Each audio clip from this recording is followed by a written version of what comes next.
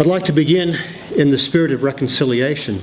The Australian National University recognises that it is situated on country for which the Ngambri Ngunnawal people have been custodians for many centuries, and on which they have performed age-old ceremonies of celebration, initiation, and renewal. We acknowledge their living culture and unique role in the life of this region, and offer our deep appreciation for their contribution to and support of our academic enterprise. It's always appropriate to start by acknowledging the Indigenous custodians of the land when we talk about climate change, because we are indeed already seeing large changes to the land, the sea, and the atmosphere, and there are many more to come. And it's going to challenge all of us, Indigenous and those of us of European descent like myself, to continue to act as custodians for this land and indeed for the planet. Just one announcement before I make a few brief remarks and then turn over to Clive. At about 1:30 we will have a stand at the front manned by the ANU Co-op bookshop, which will have many of these wonderful books out there for you to buy, and I think when we finish the question and answer at 2 o'clock, Clive will be willing to sign some of these books for you. So they're not out there now, but they will be out there when we finish. I just want to say a few words to begin, and then I will turn it over to Clive. The last few months, certainly the last 6 months, have been a fairly dramatic one for the climate change issue, and a lot has happened. You can't help but think that things have gotten a bit stalled over the last 6 months. For example, the ETS, or the Carbon Pollution Reduction Scheme, seems to have been stalled. It hasn't gotten through, and it's sitting in the background now as the political sector moves on to other issues like healthcare and so on in anticipation of an election. It obviously seems to have been put in the too hard basket as we go into the election. Same thing has happened in the US. Those of you who followed the deliberations, negotiations at COP15 in Copenhagen, generally thought to be a very disappointing, even a disastrous outcome. I actually don't think it was that bad when you look and scratch under the surface and look at the details. But nevertheless, there's a perception out there that things have slowed down and perhaps even stalled on the international scene in terms of getting on top of the climate change issue. And then, of course, there's been the rise of the so-called skeptics, or as are sometimes called the deniers, the denialists, about the fundamental science of climate change, about why we even need to consider this issue, given that according to them, the science is uncertain and so on. And that's been challenging those of us in the natural science community like myself. But the interesting thing is, if you actually look at the science, the reverse is true. The science is becoming even more solid, more secure, and it's clear that the climate system is moving, if anything, faster than most of us in the natural science community thought was happening, or even thought possible 5 years ago or a decade ago. And the evidence is all around us. It's quite clear to see that. It's particularly evident in the ocean, where the ocean heat content, and I remind you that over 85% of the extra heat that is trapped at the Earth's surface by the extra greenhouse gases doesn't go into the atmosphere, doesn't go into the land, indeed doesn't go into the ice and snow. It goes into the ocean.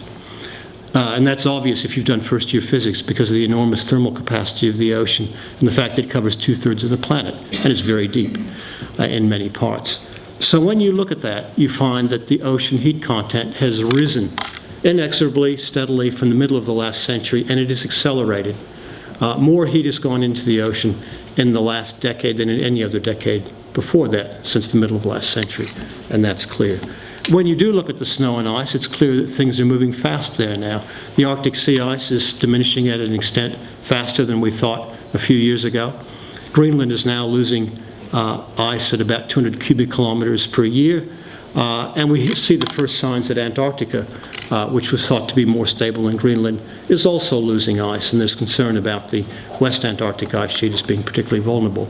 These ice sheets add meters of sea level rise. The other thing, of course, is because of the great inertia in the climate system, we are already committed to meters of sea level rise. The question isn't if, the question is how soon might we see those meters of sea level rise. And those of us who were asked even 5 years ago about what we expected out the next century, which is a time frame most people can think about, we would have said somewhere around half a meter. Now most of us are revising that upwards towards a meter. And if you look at around the Australian coastline with a meter of sea level rise, you see some major issues with infrastructure. Brisbane Airport, for example, is inundated with a with a high sea level event, with just a meter of sea level rise. So, if anything, the science has gone the opposite way of what the skeptics are saying, and yet we seem to have stalled and hit gridlock in terms of what we actually do about this, even as the science is becoming more secure. What that has done is triggered some thinking amongst those of us in the natural science research community that there is something far deeper than simply a scientific debate going on here. Because in fact there is no scientific debate. If you go into the literature you can't find it. It isn't there, and it isn't there because the science is very well known. So what is that deeper, more fundamental phenomenon or phenomena that are going on in society? Well, I'm not an expert to talk about that, so I'm very pleased we have Clive here, because in my view, having talked to many people and read very much, this is by far the most cogent description of what is actually going on. And I think we all need to read this to understand that this is far, far more than science and far, far deeper than science. And in fact, it's possibly a good sign we've seen this fight back, this somewhat stalling, because it is, I think, a sign that the penny is dropping, that the climate change issue is something very fundamental to the future of society, and indeed to the future of Homo sapiens. So I'm not going to try to paraphrase or summarize anything that Clive has said in here, because he can say it a lot better than I can. So I'd like to now formally launch this excellent book, encourage you to first listen to Clive and then go out and get yourself a copy. And I'd now like to turn it over to Clive himself to tell us about why we resist the truth about climate change. Thank you very much.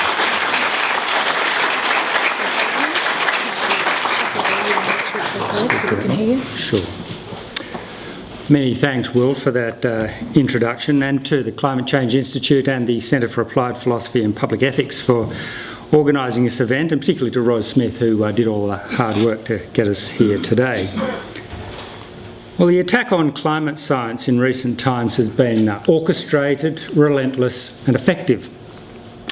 Although it's reached a fever pitch over the last 6 months, the campaign has been underway since the mid-1990s, when conservative think tanks in the United States teamed up with fossil fuel corporations to develop a strategy to cast doubt on the scientific consensus. As is now well documented, they consciously adopted the tactics developed by tobacco companies to prevent or slow legislative restrictions on smoking. So what have been some of the main elements of this campaign to discredit science? Well, one of the most recent and disturbing developments has been the campaign of cyberbullying directed at climate scientists. Each time a climate scientist is in the news, he or she receives a torrent of aggressive, abusive and at times threatening emails. These emails are mostly anonymous, of course.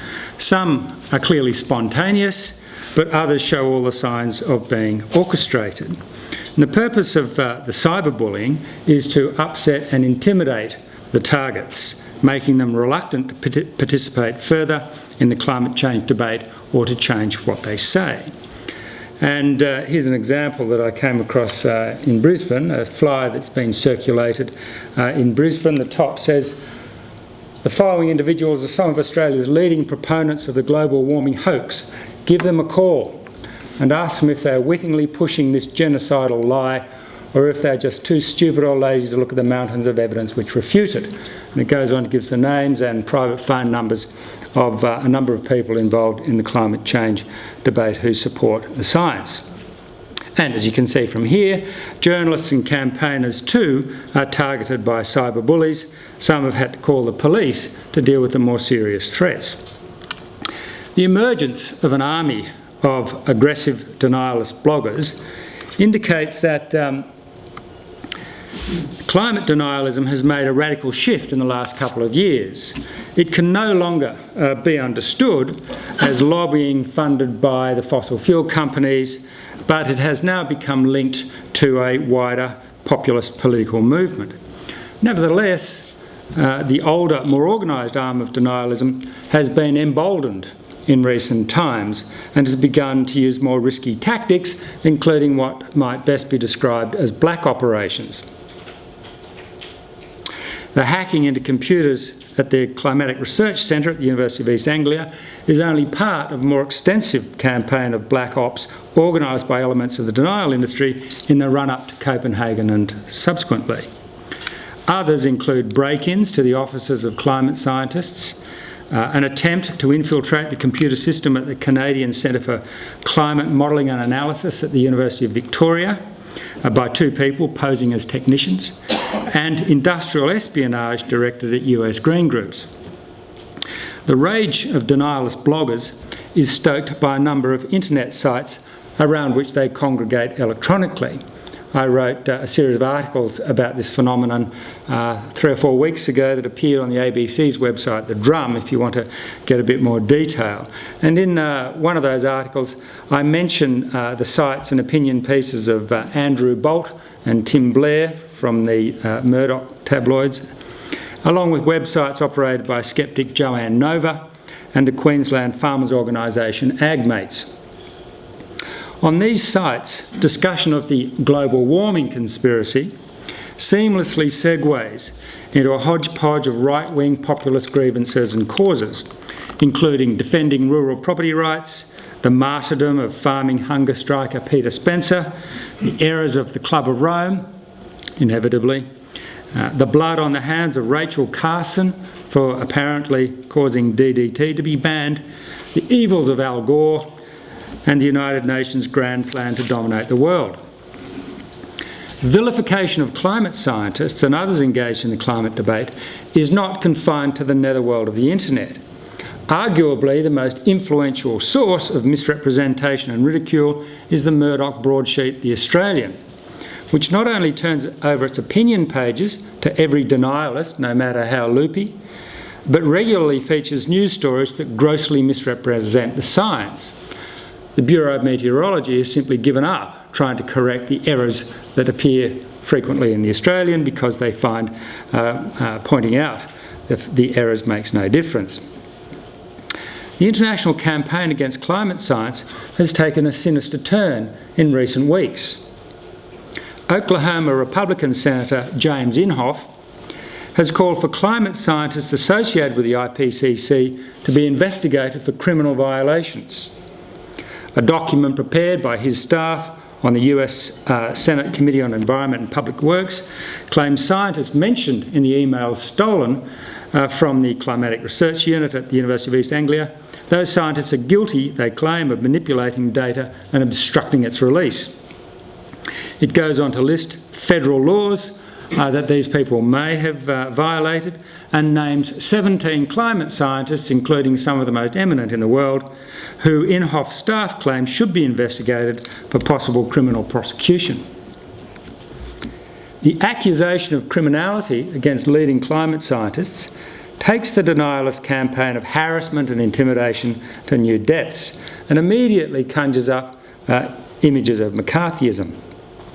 Indeed, last November, Inhofe's fellow Republican Congressman James Sensenbrenner of Wisconsin, McCarthy's state, wrote to the IPCC demanding that scientists whose names appear in the stolen CRU emails be blacklisted from all further work with the IPCC.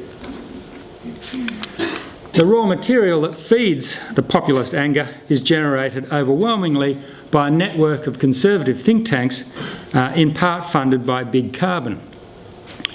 These links, which have been heavily documented, are close enough to provoke the Royal Society to take the unprecedented step of writing to ExxonMobil asking the company to desist from funding anti-science groups. One of the more important conduits between the fossil fuel industry and the think tanks is the Washington-based Atlas Economic Research Foundation.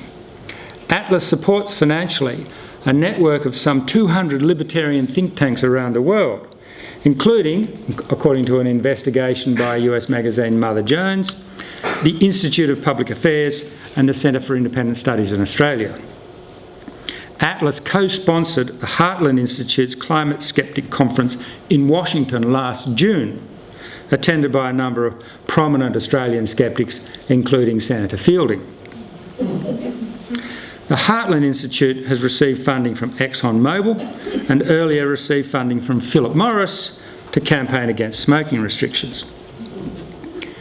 Now, the various arms of the denialist war on climate science, the bloggers and letter writers, the right-wing columnists like Andrew Bolt, Christopher Pearson and Miranda Devine, the Murdoch broadsheets, not just the Australian of course, but sister papers in London, The Times, and New York, the Wall Street Journal, and the conservative think tanks, these are all united by one factor: a loathing of environmentalism. Environmentalism is variously seen to be the enemy of individual freedom, an ideology of smug elites, an attack on capitalism and consumerism, and the vanguard of world government. For denialists, accepting climate science would mean admitting that unrestrained capitalism is jeopardising our future, that comprehensive government intervention is necessary, and that the environment movement was right all along. Accepting these is intolerable, and it's easier for them to reject climate science. As I explain in Requiem for a Species, politically, climate denialism represents a backlash against the advances begun by the social movements of the 1960s and their destabilisation of traditional social structures and beliefs, including the belief in the right of humans to exploit the natural world. And that helps explain why its activists are overwhelmingly older people. Raging against climate science fits perfectly with the worldview, style and audience demographic of populist shock jocks like Alan Jones and in the United States, Rush Limbaugh. In the book, I describe how, in the 1990s, US Republican Party tacticians set out to link belief in human-induced climate change with left-wing beliefs. In other words, to characterise science as ideology. It was this process that, in the end, or most recently, led in Australia to Nick Minchin's notorious declaration last November that after the collapse of communism, the left embraced environmentalism as a new religion. So climate denial has been absorbed by an older and wider political movement, sometimes called right-wing populism, which is consistent with the view that it's strongest in this country, in Queensland. In the United States, it's perfectly natural that Sarah Palin, a woman who, until she was nominated to run for Vice President, believed that Africa was a country, has taken up the denialist cause and can quote from the CRU's stolen emails. And it's perfectly natural that Christopher Monckton will soon be addressing a Tea Party rally in Washington. None of us are surprised by that. In February, the South Dakota legislature passed a resolution calling for, quote, balanced teaching of global warming in the public schools of South Dakota, the type of resolution that has urged the teaching of creationism alongside evolution. The draft resolution in South Dakota noted that there are, quote, a variety of climatological, meteorological and astrological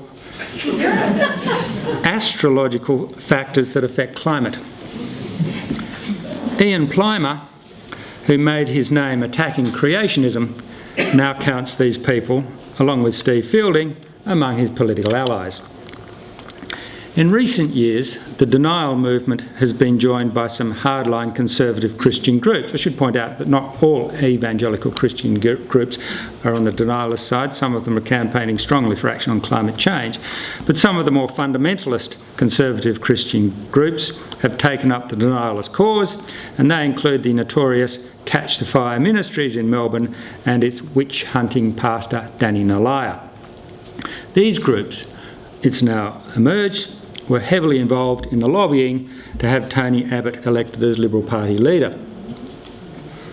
As this suggests, I think, becoming a denialist does not follow from carefully weighing up the evidence, that is, from genuine scepticism, but from associating oneself with a certain cultural outlook and taking on an identity defined in opposition to a caricature of those who support action on climate change. It's the energy in this wider movement that has seen climate denialism morphing into a new form of political extremism.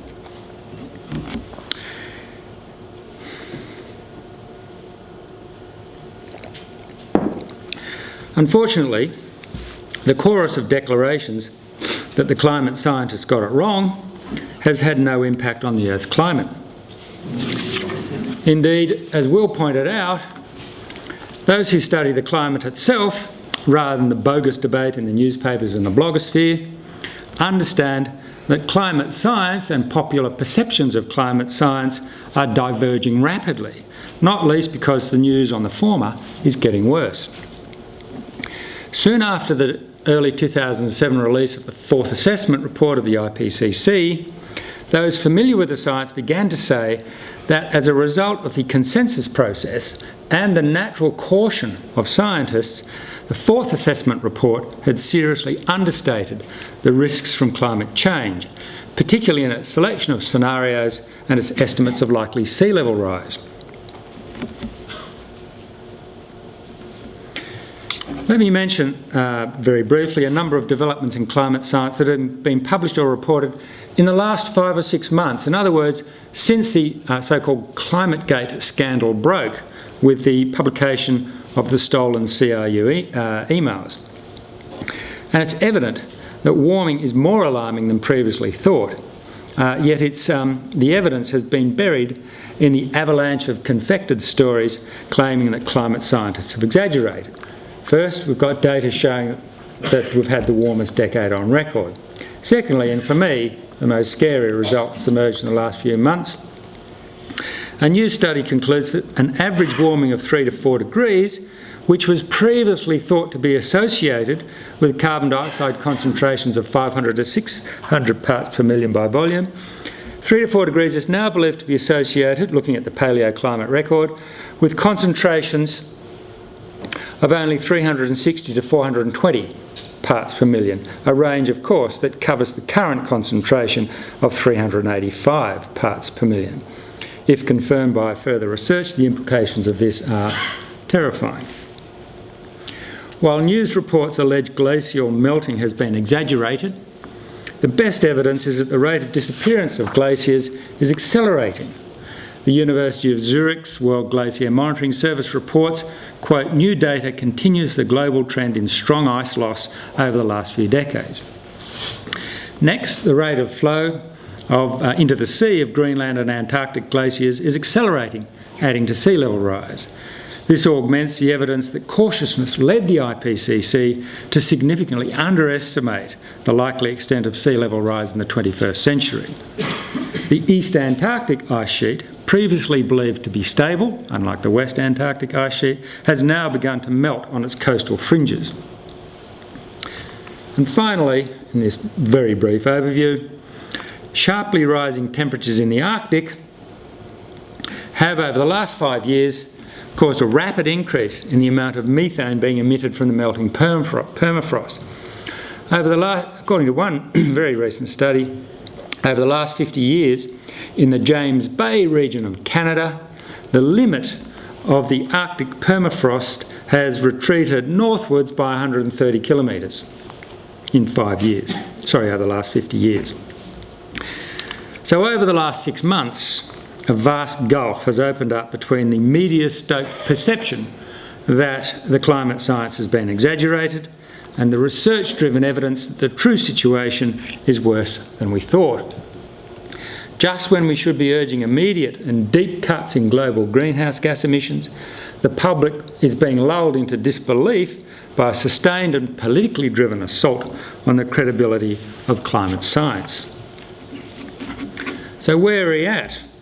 Where is humanity at this stage in the prospects of heading off dangerous and even catastrophic climate change? Let me outline this very briefly, and it's from chapter 1 in the book, focusing in particular on a study by Kevin Anderson and Alice Bowes from the Tyndall Centre. A fact not widely understood, certainly in the policy community and amongst the public, is that carbon dioxide persists in the atmosphere for many centuries.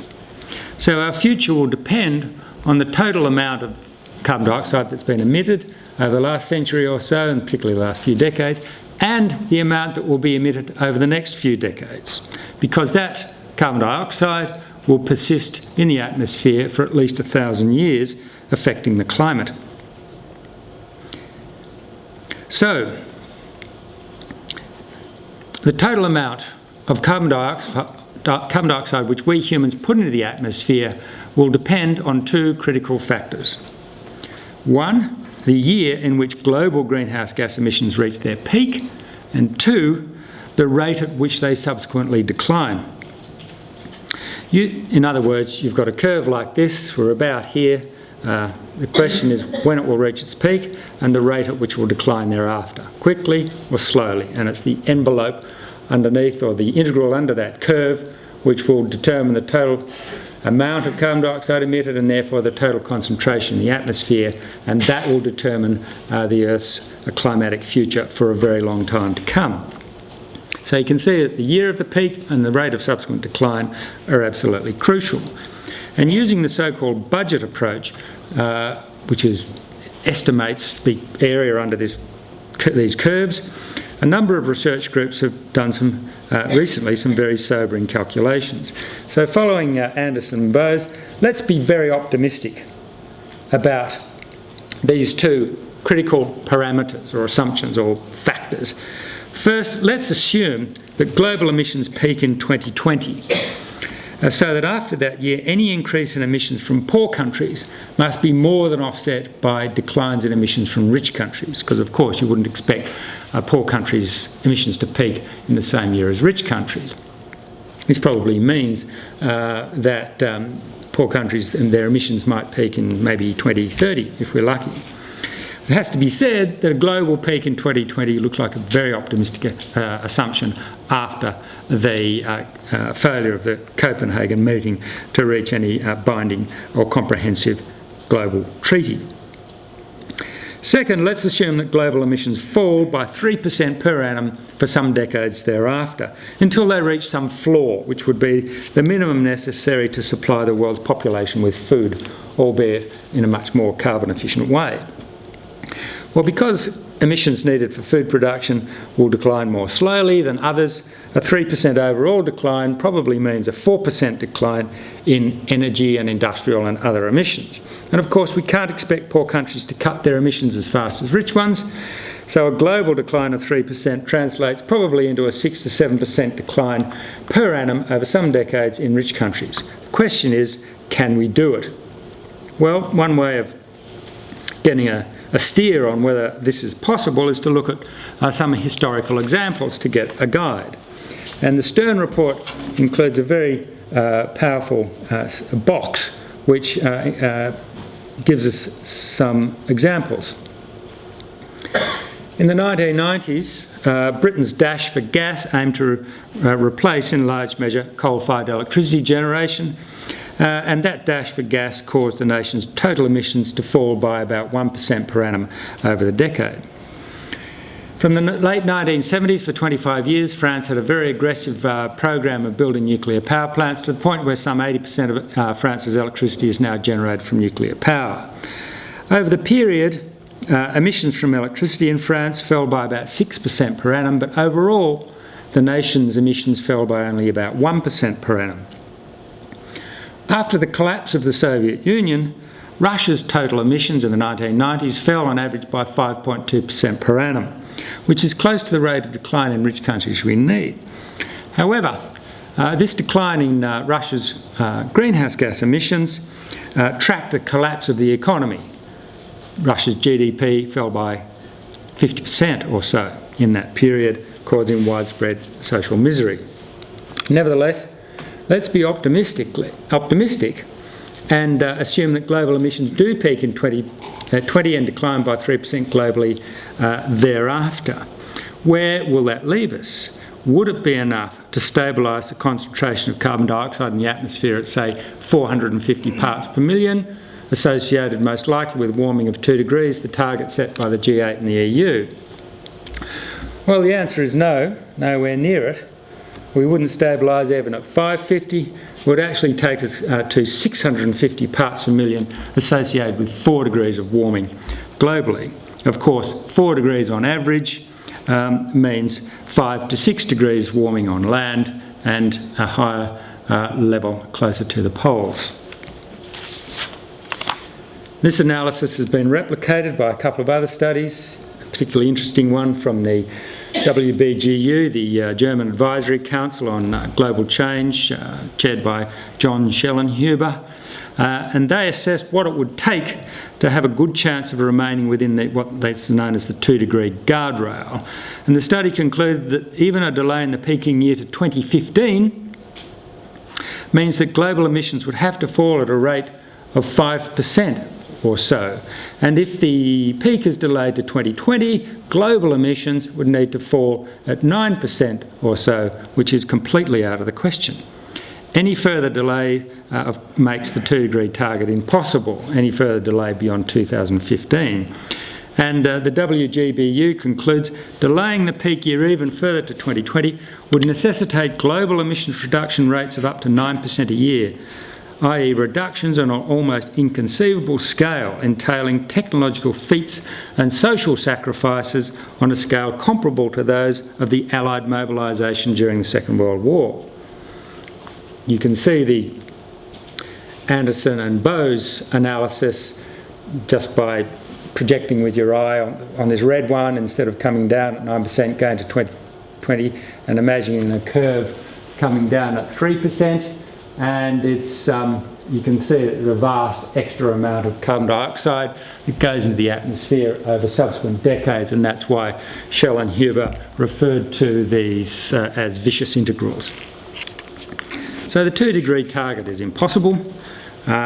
We will limit warming, if limiting warming at this level is possible at all. We'll limit it to 4 degrees if we're lucky. Now, warming approaching 4 degrees takes us into uncharted territory, as this chart from Ramanathan and Feng shows. Ignore the probability density function and just look at the list of tipping points and the estimated global warming associated with these tipping points, and you can see at 4 degrees we're beyond virtually all of them.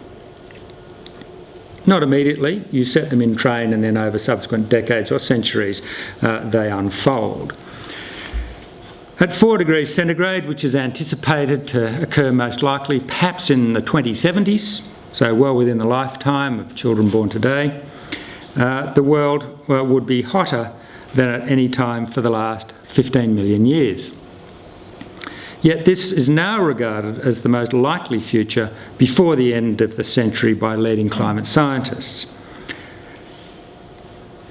What are the expected impacts? Well, I don't want to dwell on this. You can go and look them up yourselves if you want a bit of bedtime reading, except to refer to the well-known burning embers diagram. Now, the left half of this shows the burning embers diagram, which was drawn up in 2001 for the third assessment report, and the right-hand side showed the updated burning embers in 2009. And you can read those from the back, these indicators of impacts along the bottom.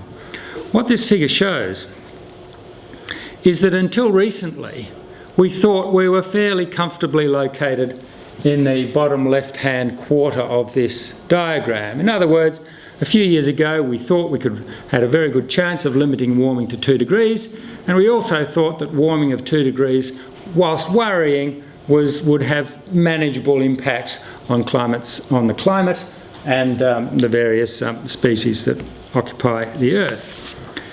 What's apparent now is that with better understanding of the higher risks of even 2 degrees of warming and the realisation that 2 degrees is unattainable, we are now in the top right-hand quarter of this burning embers diagram. In chapter 7 of the book, I describe a conference that I attended in Oxford in September of last year, in which many of the world's leading climate scientists discussed for the first time what the world at 4 degrees might look like. Because the nations of the world have been slow to act and emissions have risen to such a high level, the conference organisers wrote that now the only choice is between extreme rates of emission reductions and extreme impacts of a hot world. Everyone at the conference agreed that expecting 4 degrees of warming is realistic rather than alarmist. No wonder the scientists there, particularly in the tea breaks, report feelings of despair, frustration and sleeplessness. even with optimistic assumptions about the peaking year and the rate of global greenhouse gas emissions decline, the best estimate is for warming to reach 4 degrees in the 2070s or 2080s. This, of course, would eventually mean an ice-free planet. And once the large ice sheets begin to melt, it will be impossible to melt them. Stop it. Which means 4 degrees is merely, one temperature that we pass through on the way to somewhere else. Now, these facts must cause us to rethink entirely how the future will play out, because the presence of feedback effects and tipping points calls into question some of the most fundamental assumptions underlying climate change negotiations, including the belief that we can overshoot to, say, 550 parts per million and then work back to a safe 450 parts per million, the path explicitly advocated in both the Stern and Garnaut reports. It calls into question the belief that greenhouse gas concentrations can be stabilised at some level, and it calls into question the belief that we can adapt to some given level of warming. Well, if the Earth seems locked on a path leading to a very different climate, a new and much less stable era lasting many centuries before some form of equilibrium emerges, how do we respond psychologically to these warnings of the leading scientists? Well, a paper by American psychologist Tim Kasser and myself draws on a range of psychological research into various coping strategies that humans use when faced with serious threats to their well-being. These coping strategies are designed or used to defend against or manage the unpleasant emotions associated with waking up to some serious threat. And in this case, global warming, those emotions include fear, anxiety, guilt, anger, depression and helplessness. There are three broad types of coping strategies that Tim Kasser and I in our paper identify. Denial strategies aim primarily at suppressing anxiety associated with predictions of climate disruption, and they do so by not allowing the facts to be accepted by the conscious mind. By denying the reality of the facts, no emotions need be felt, or at least the emotions can be directed elsewhere. So anger at climate change can be directed at anger at the scientists' warning of climate change. So climate skeptics, so-called, actively reject all or most of the propositions established by climate science. It seems that for many such individuals, acceptance of climate science and the response it calls for conflict with one or more of their fundamental beliefs, as I mentioned earlier in today's talk. And this can give rise to what's known as cognitive dissonance, the uncomfortable feeling people have when they begin to understand that something they believe to be true is contradicted by the evidence.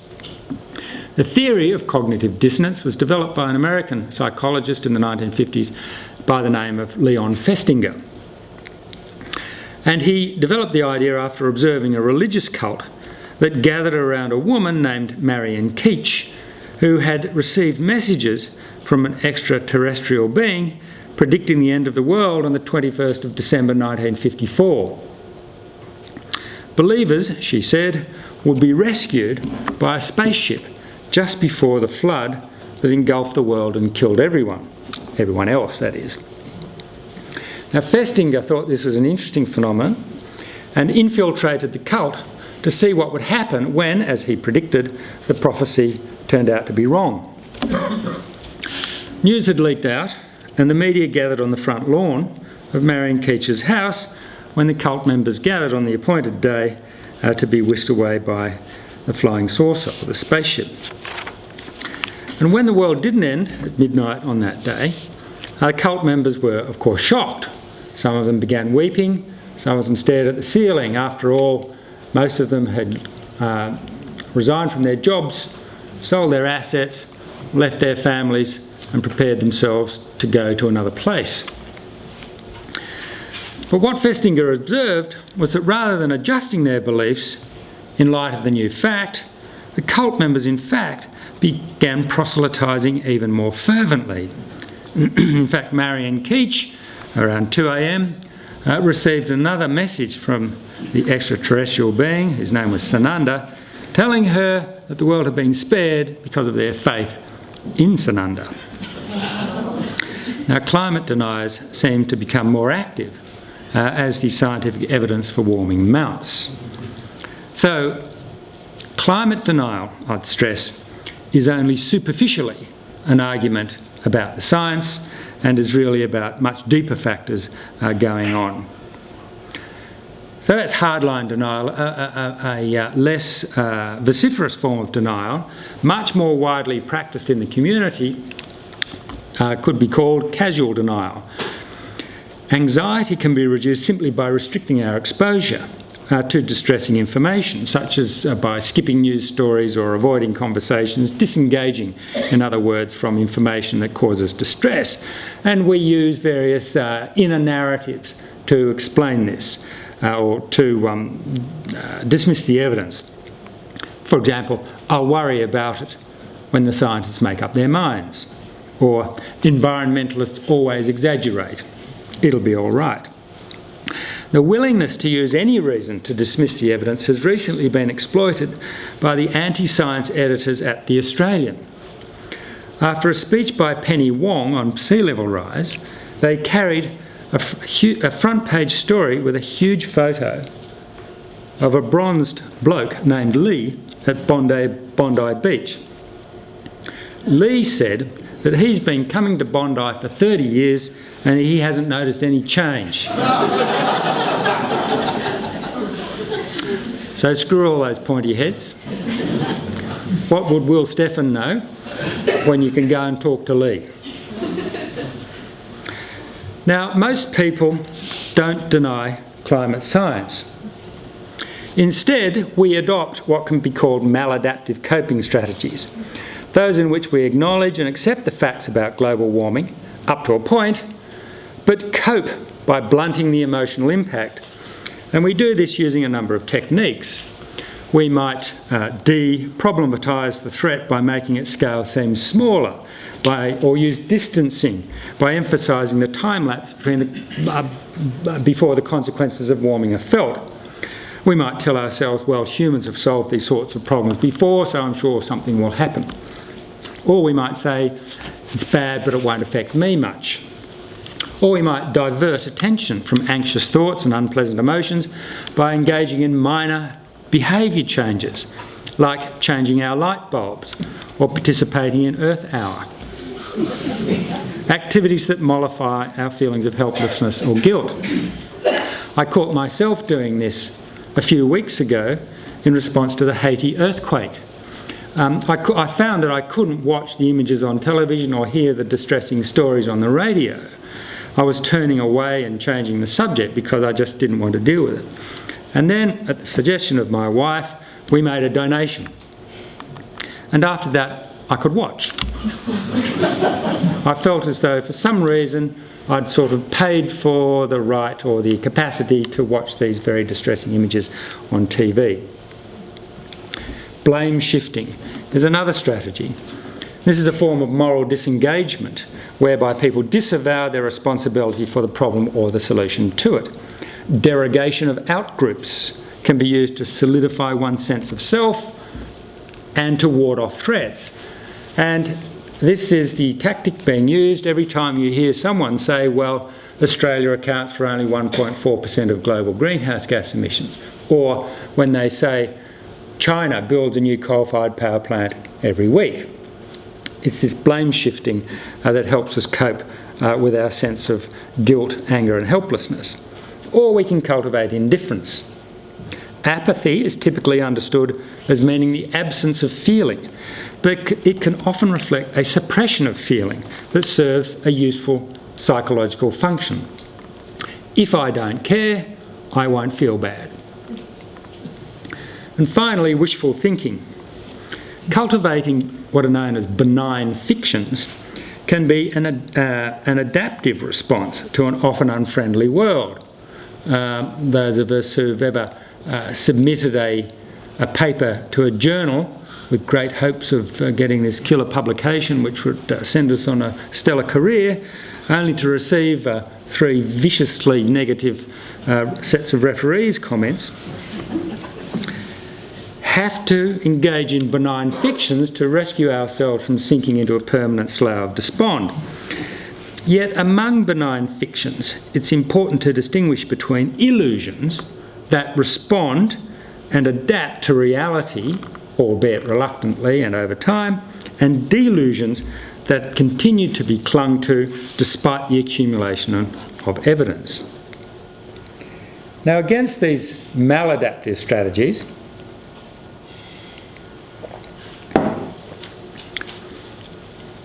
which are aimed at deflecting or reducing unpleasant feelings, adaptive coping strategies are deployed when one accepts both the facts and the accompanying emotions and then tries to act on the basis of both.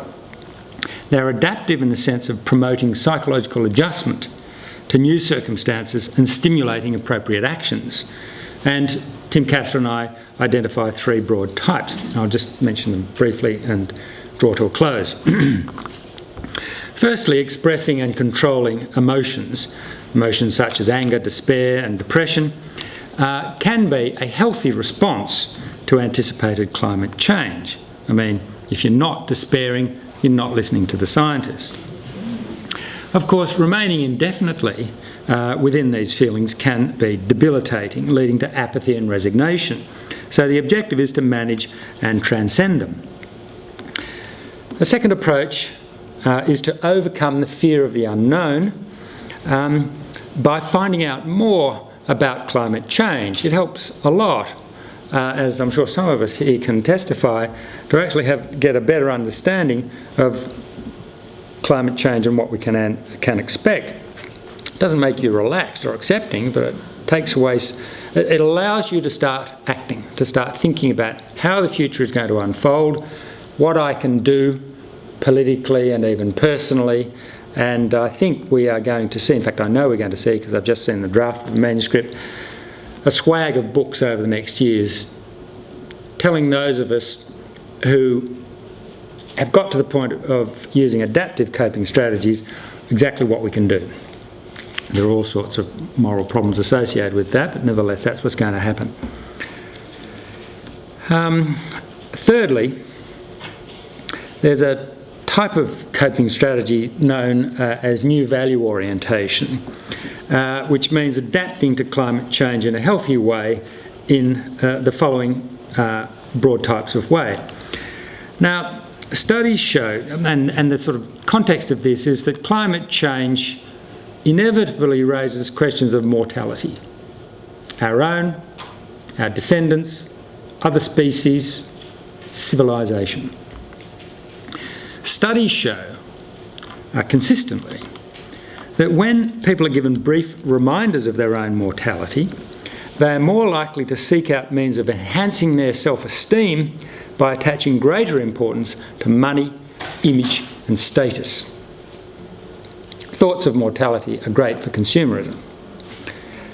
These studies, however, seem to conflict with the well-known fact that people who have traumatic experiences, such as near-death experiences, often discard materialist and self-centred pursuits and adopt a more compassionate and reflective worldview.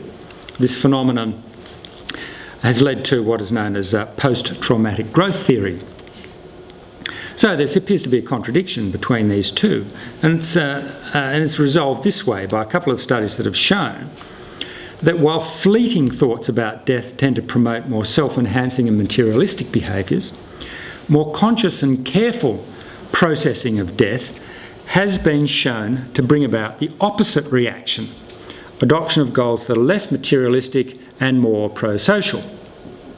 Hence, books like the Tibetan Book of the Dead, or the Tibetan Book of Living and Dying. So, more conscious processing of death tends to cause people to shift away from more superficial pursuits in favour of more meaningful ones. What's the extent of the use of denial, maladaptive and adapting strategies in a country like Australia? Well, the evidence suggests that a minority of the population resists or ignores the facts of climate science. Mind you, an influential minority. A majority seems mainly to use maladaptive coping strategies, while another minority, including many climate scientists and some, but by no means all, environmental campaigners, has made the transition to adaptive coping strategies through acceptance and action, although I know in my own case I do regress frequently to maladaptive coping strategies. Let me finish on this one last note. I found I could gain some very interesting insights into the state we're in and how we're dealing with it by rereading a book which I'm sure many of you have read, and that is Albert Camus' The Plague, a book published in 1947, which tells the story of a town in Algeria of some 200,000 people, a bit smaller than the size of Canberra, which is engulfed by bubonic plague. And the town is completely cut off, it's quarantined, people can't get in and out, and the plague takes over and completely dominates the town, kills very large numbers of the population, and seems to have no end, rendering the citizens of Oran, the town's name, feeling frightened and helpless. Now, as the story unfolds, Camus sees into the strategies used by townspeople to deny or avoid the meaning of the plague. First, they tell themselves the deaths must be due to something else. Then they tell each other the epidemic will be short-lived and life will return to normal. Later, they cling to superstitions and prophecies, unearthing old texts that seem to promise deliverance or protection. They begin to drink more wine because a rumour has circulated that wine kills the plague bacillus. Then, when drunk, they offer optimistic opinions into the night air. And a Dionysian spirit arrives to wipe away the gloom. Writes Camus, "At the beginning, when they thought it was a sickness like any other, religion had its place. But when they saw it was serious, they remembered pleasure. So in the dusty, blazing dusk, all the anguish imprinted on their faces during the day resolves itself into a sort of crazed excitement and uneasy freedom that inflames the whole population." And in the book, and I'll finish on this point, Camus gives us some clues as to how we should personally respond to the forecasts that the climate scientists are making for the 21st century, a grim future that now seems unavoidable. Camus argued that the only way to maintain one's integrity in such a situation is to adopt what he called an active fatalism, in which one should start to move forward in the dark, feeling one's way and trying to do good. Camus was acutely aware of the importance of hope. He wrote, "How hard it must be to live only with what one knows and what one remembers, and deprived of what one hopes." And it's for this reason that I argue in the last chapter of the book that in facing the facts before us, we must not succumb to apathy, but reimagine a different future and begin to hope that it can be the best possible future in the new conditions. Thank you.